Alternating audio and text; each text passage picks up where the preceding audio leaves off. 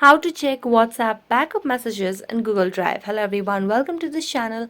I'm here to help you out today, so without any delay, let's get started.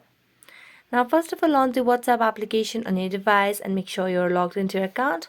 Then tap on the three dotted lines at the top right corner of the screen. Now select on Settings, and as you select on Settings, simply scroll down and tap on Chat. As you tap on Chats, go back and here you tap on Chat Backup. So make sure that you have toggled on the option of backup and you have backed up all the chats in a particular account. After that, just go back and launch the Google Drive application on your device and make sure that you're logged into your account.